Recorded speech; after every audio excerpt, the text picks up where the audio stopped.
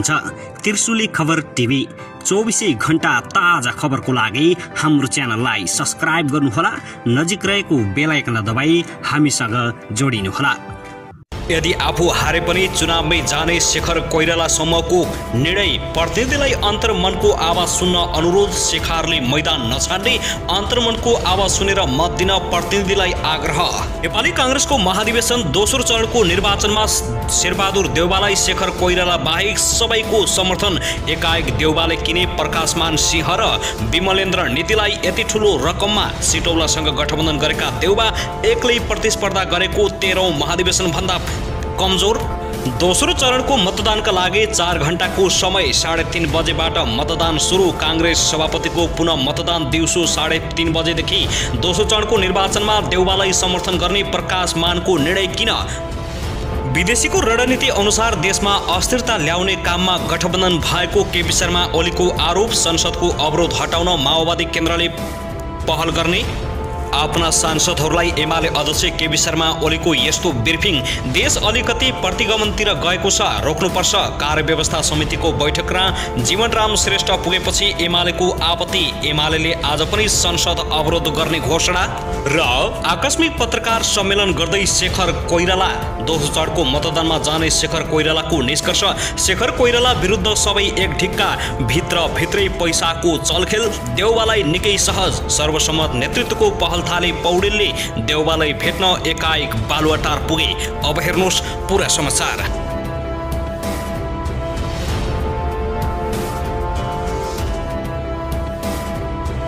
दर्शकबिन नमस्कार, तपाईहरुलाई हार्दिक स्वागत छ हाम्रो च्यानल त्रिशुली खबर टिभीमा।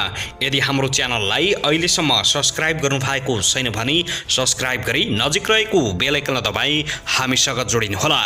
दर्शकबिन फेरि पनि हामी तपाईहरुमाझ निकै महत्त्वपूर्ण खबरका साथ उपस्थित भइसकेका छौं। यो भिडियोलाई अन्तिमसम्म हेरी हामीले साथ दिनुहोला। दर्शकबिन हाम्रो मेहनतको लागि एउटा सानो लाइक गर्न भनी नभुल्नुहोला। काँदै हेर्दै हुनु छ, के भन्न चाहनु छ, आफ्नो मनमा लागेका प्रतिक्रियाहरू अवश्य पनि राख्न नभुल्नुहोला। अन्तिममा शेखर कोइरालालाई एक्लै पारिएको छ। प्रकाशमान सिंह, विमलेन्द्र निधिलाई देउवाले भित्रै यस्तो चलखेल गरी आफ्नो प्यानलमा पारेका छन्। अब दोस्रो चरणको निर्वाचन भने 3:30 बजेबाट सुरु हुँदैछ। तपाईलाई के लाग्छ, के प्रकाश मान सिंहले पैसामा देउवालाई समर्थन गरेका हुन् त, के शेखर कोइरालाले सभापतिमा विजयी होलान् त? आफ्नो मनको प्रतिक्रियाहरू अवश्य पनि राख्नुहोला।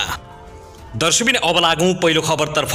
नेपाली कांग्रेसका वरिष्ठ नेता रामचन्द्र पौडेल प्रधानमन्त्री निवास बालुवाटार पुगेका छन्। पार्टी सभापतिका लागि भएको निर्वाचनमा कसैले पनि जित हासिल नगरेपछि सभापतिका उम्मेद्वार शेरबहादुर देउवालाई भेट्न बालुवाटार पुगेका हुन्। पार्टीमा सहमतिको प्रयासका लागि भन्दै पौडेल देउवालाई भेट्न पुगेको बताइएको छ। सहमतिमा नेतृत्व चयन गर्न उहाँले पहल थाल्नु भएको छ। पौडेलका स्वकीय सचिव चिरञ्जीवी अधिकारीले बताएका छन्। कांग्रेस सभापतिका लागि 5 जना बीच प्रतिस्पर्धा भएकोमा 3 जना बाहिरिएका छन् भने शेरबहादुर देउवा र शेखर कोइराला बीच दोस्रो चरणको मतदान हुने भएको छ।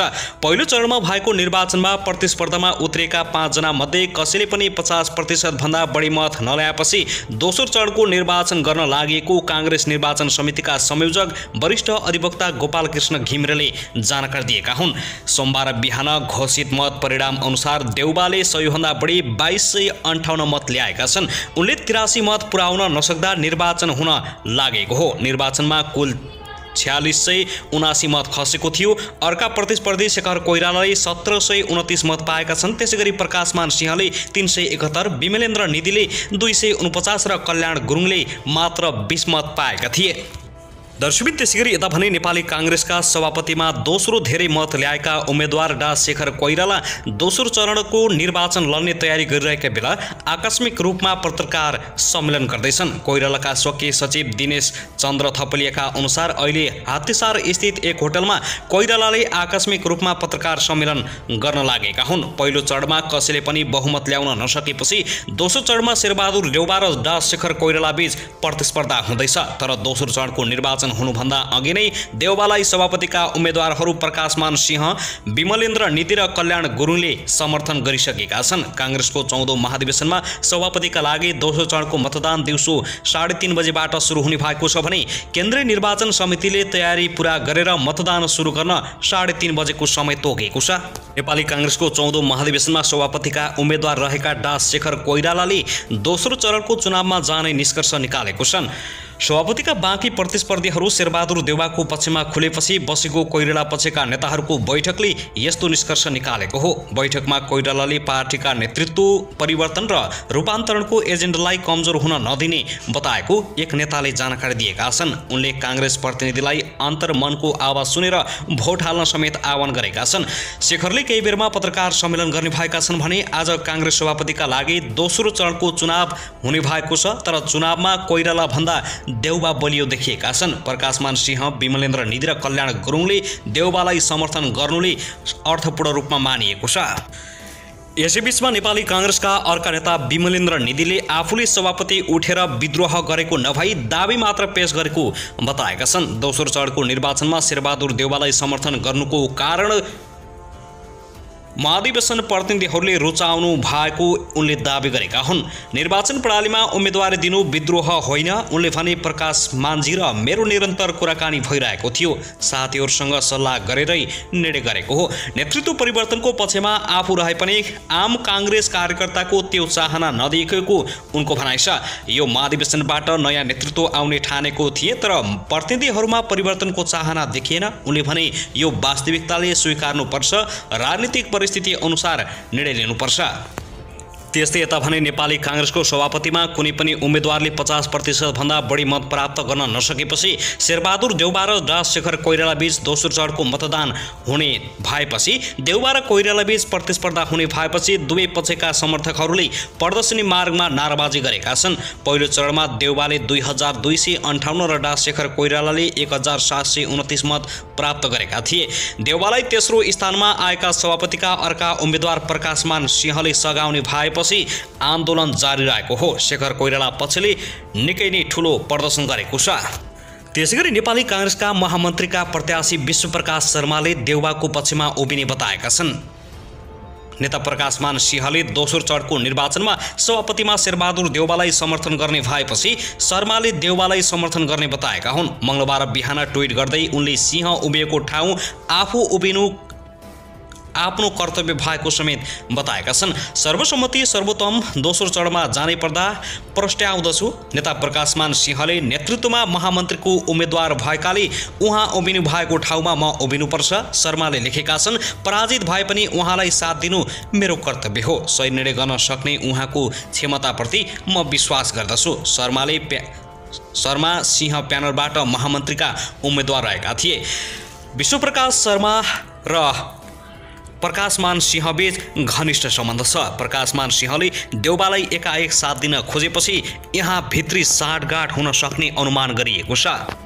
त्यस्तै तभरि प्रमुख प्रतिपक्षी दल नेकपा एमालेका अध्यक्ष केपी शर्मा ओलीले देशमा अस्थिरता निम्ताउन सत्तारूढ गठबन्धन क्रियाशील रहेको आरोप लगाएका छन्। संघीय संसदको बैठक बस्नु अघि रणनीति बनाउन आज मंगलबार बसेको पार्टीको संसदीय दलको बैठकलाई सम्बोधन गर्दै केपी शर्मा ओलीले विदेशीको रणनीति अनुसार नेपाललाई अस्थिरतामा धकेल्न सत्तारूढ गठबन्धन क्रियाशील रहेको गम्भीर आरोप लगाएका हुन्। दलका नेता समेत रहेका ओलीले सत्तारूढ गठबन्धन विदेशीको रणनीति अनुसार देशमा अस्थिरता जारी राख्ने गरी अघि बढेको आरोप लगाएका छन्। मंगलबार दिउँसोदेखि चल्न लागेको संसदको हिउँदे अधिवेशन चल्न नदिने गरी आफ्ना सांसदलाई सम्बोधन गर्दै उनले एमालेमाथि सभामुखले अपराध गरेको भन्दै पार्टीले लिएको रणनीति अनुसार प्रस्तुत हुन निर्देशन दिएका छन्। त्यसगरी यता भने नेकपा माओवादी केन्द्रले संघीय संसदको अवरोध हटाउन विशेष पहल गर्ने भएको छ। सिंहदरबारमा आज मंगलबार बसेको संसदीय दलको बैठकले संसदमा लामो समयसम्म अवरोध हुँदा महत्त्वपूर्ण विधेयक लगायत जनजीविकासँग जोडिएका विषय अगाडि बढ्न नसकेकाले निकासका लागि सकारात्मक पहल गर्ने निर्णय गरेको हो। प्रमुख प्रतिपक्षी नेकपा एमालेले संसदको अघिल्लो बैठक लगातार अवरोध गरेका कारण महत्त्वपूर्ण विधेयक अगाडि बढ्न नसकेको थिएन। बैठकमा पार्टी अध्यक्ष एवं संसदीय दलका नेता पुष्पकमल दाहाल प्रचण्डले मुलुकको समसामयिक राजनीतिक अवस्था र संघीय संसदको बैठकमा पार्टीका तर्फबाट खेल्नुपर्ने भूमिकाको बारेमा निर्देशन दिएका थिए। अध्यक्ष दाहालका सचिव सचिव रमेश मल्लका अनुसार बैठकमा अध्यक्ष दाहालले संघीय संसदको बैठकमा प्रभावकारी भूमिका खेल्न र जनताको पक्षमा दरोसँग उभिन निर्देशन दिएका छन्। त्यस्तै बैठकले राष्ट्रिय सभा दलको प्रमुख सचेतकमा गोपी अछामीलाई चयन गरेको छ। त्यस्तै सचेतकमा गंगा बेलवासी र सचिवमा रामनारायण बिडारीलाई चयन गरेको छ। बैठकले अध्यक्ष प्रचण्डको नेतृत्वमा 21 सदस्यीय संसदीय बोर्ड गठन गरेको छ। बोर्डमा प्रतिनिधि सभा र राष्ट्रिय सभाका प्रमुख सचेतक लगायत रहेका छन्।